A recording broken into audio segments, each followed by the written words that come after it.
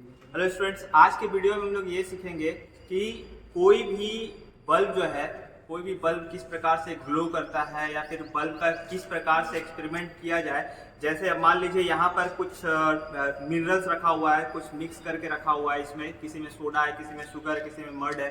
तो इस प्रकार से हम लोग का तरह तरह के देखेंगे, तरह तरह इसमें सीरीज में हम लोग इसको कनेक्ट करके देखेंगे कि किस प्रकार से किसमें ज़्यादा बल्ब ग्लो कर रहा है और किसमें कम बल्ब ग्लो कर रहा है। उसके अकॉर्डिंग अब हम लोग समझेंगे कि किसमें ज़्यादा हाई रेजिस्टेंस और किसमें कम रेजिस्टेंस है।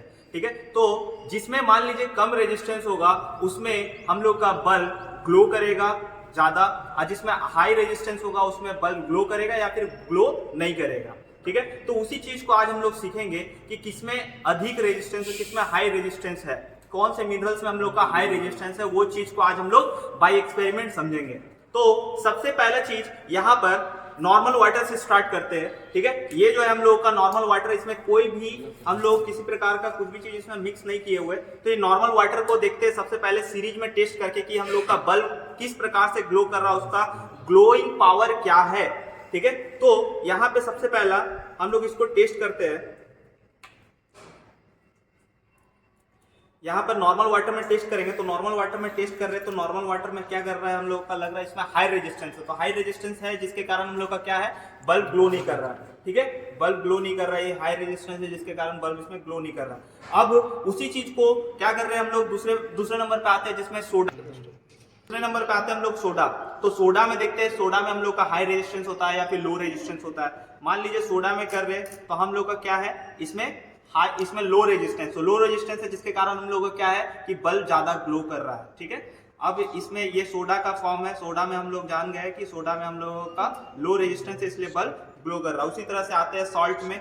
ठीक है, सॉल्ट में भी हम लोग का क्या है, लो रेजिस्टेंस है। ठीक,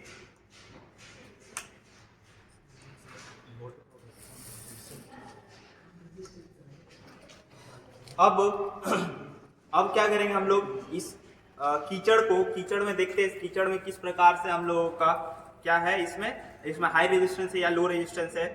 तो यहाँ पर एक बार चेक कर लेते हैं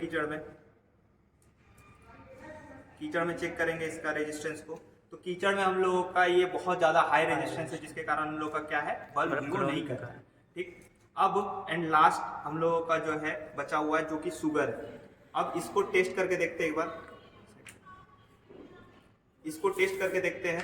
तो इसको टेस्ट करके देखते हैं तो इसमें ये देखते हैं कि हम लोग का हाई रेजिस्टेंस है या लो रेजिस्टेंस है। ये भी हम लोग का हाई रेजिस्टेंस है।